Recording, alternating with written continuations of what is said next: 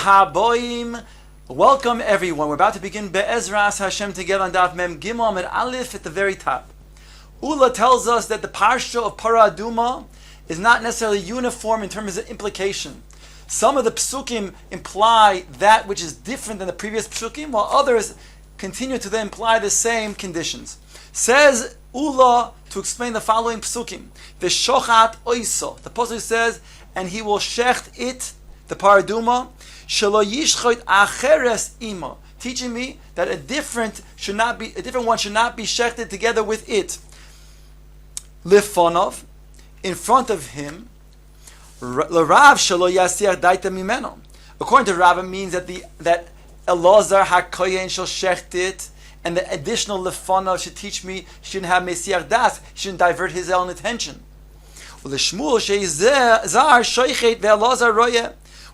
says the Zar can shoichet the paraduma, and it will be done in front of Elazar HaKoyin lefonov. V'lokach Elazar HaKoyin midama be'etzboi, and Elazar HaKoyin will take its dam with his finger.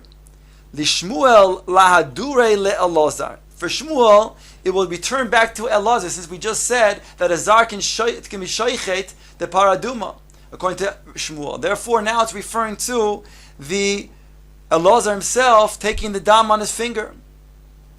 L'Rav have a miut achar miut. L'Rav, which was talking about Elazar before, now it's a miut, and now another miut that follows it. And we have a principle, ve'ein miut achar miut. Elo l'rabois dafilu koyin hedyot. It doesn't have to be only Elazar, but it can come and now include a regular kohen. V'lokach ha-kohen eitz erez ve'ezoi v'shni tolas, and the kohen shall take the eitz erez, the cedar tree, and the hyssop, the ezoiv, and the shni tolas, together with the wool. Lishmuel da'afilu bekoyin hedyot. Lishmuel, the reason why it says HaKoyin comes to say even a Koyin Hedyot. U'l'Rav Itztrich. The Rav, who already said we're talking about a Koyin Hedyot, still is necessary to emphasize it's a Koyin. Why? Salke daite chamino, I might think to say, Kivon, the lav gufo de paraninhu, lo liboin Koyin. Since it's not with the goof of the para itself, maybe it does not require a Koyin. Even a non-Koyin, a Zar, can perform this. Kamash malon. The pasuk goes on to say, "V'chibeis begodov hakohen." What does it say? V'chibeis begodov hakohen. We already know that we're talking about a kohen. So the juxtaposition to the kohen to the begodov teaches me bekihunoi. I knew that the kohen has to then do so in the big day kahuna. V'tamei hakohen ad ha'erev. Again, what's the emphasis of a kohen? This comes to mamshich, what we just learned. Kohen bekihunoi l'daros. That the kohen has to wear the vestments of the kahuna, also for future generations when they do the paraduma. V'tamei hakohen ad ha'erev. Now it adds that the kohen will be tamei until the evening. Oh, that's what we just darshan. Again, kohen b'kiunoi ledoros.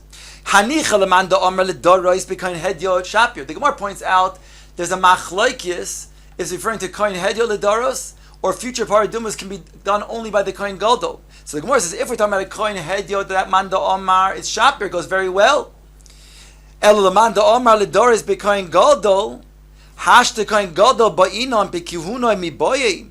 If we're talking about anyways a kohen gadol, so then it would not be mistaber to think that we're talking about a kohen that he'd have to wear the vestments. Certainly he would have to wear them. The Gemara says, we do need to teach that. Why? Because milsa da'asya bekal v'chum b'torach because of lakro. Even though it's something that we would know, nonetheless, the Torah takes it pains very often to make a kal v'chomer to then tell it anyways. Sorry, the opposite. Even though we would know mikal v'chomer, in other words, the Torah takes pains to write it befeirush in the Torah. Ve'osaf ish tohor es efer hapora v'hinyach, and the man gathers, the ish gathers the Ishtar gathers the afer, the ashes of the para, and he places it. So why does it have to say the ish? It makes a drosha. The ish lahachshir es hazor. Ish comes to include even a zara non-kohen. Tohor. Why mention these tohor? Lahachshir ha'isha, to include a woman. V'hiniach, and he places it. Misha yesh boy das lehiniach, somebody who would know where to place it, a place of tahor and not a place of tamei. That has to be somebody who has das. Yatzu cheresh shoyte v'koton she'ein b'hem das lo haniach. To the exclusion of a cheresh shoyte v'koton who do not have das, and therefore they are not able to then place it. Tanan hasom, we have a Mishnah over there in Paro. HaKol ksherim lekadesh chutz mecheresh shoyte v'koton. The Tanna Kama says everybody is kosher to mix the ashes with the water, with the exception of cheresh shoyte v'koton. Rabbi Yehuda machshir bekoton upoisel beisha ubandroginus. Rabbi Yehuda says a koton is still kosher to go ahead and mix, whereas the isha and the droginus, that's somebody who is not clear if it's a man or a woman. He has something that is hard to determine what the siman is. If he has the gender of a man, gender of a woman, and he is poisel according to Rabbi Yehuda.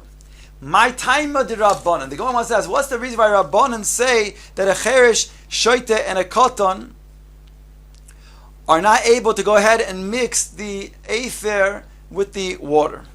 The Chsiv says in the pasuk, "V'lochu l'tamei me'ofar sreifas hachatos," and they will take for the one who is tamei from the afer sreifas hachatos. Hanoch de pasle lecha be'asifa, pasle lecha bekidush. Those who are apostle to do the asifa, the gathering in, as we said before, so too they're apostle also to mix. Whereas those who could, yes, do the gathering can also then do the kiddush. So therefore the cheresh and koton, according to the Rabbanan, are going to be excluded. Rabbi Yehuda would say, Im kain lema krov lokach. If indeed it's true what you're saying, then it should say velokach. Why does it say velokchu? My velokchu.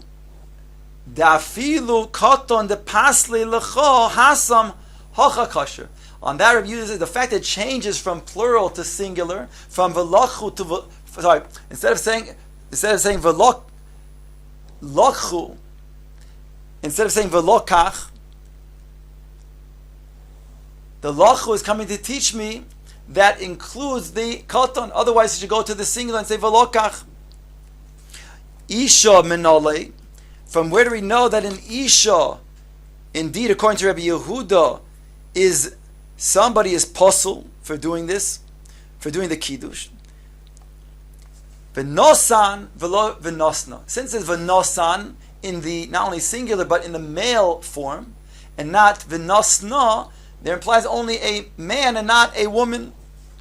V'rabbanon ikos of rachmon v'lokach v'nosan. If the Torah wrote consistently v'lokach v'nosan instead of v'lochu, it said v'lokach v'nosan, both in singular, then hava amino ad sheshokil chad v'yoiv chad, until the one is lokach and the same one is nosan.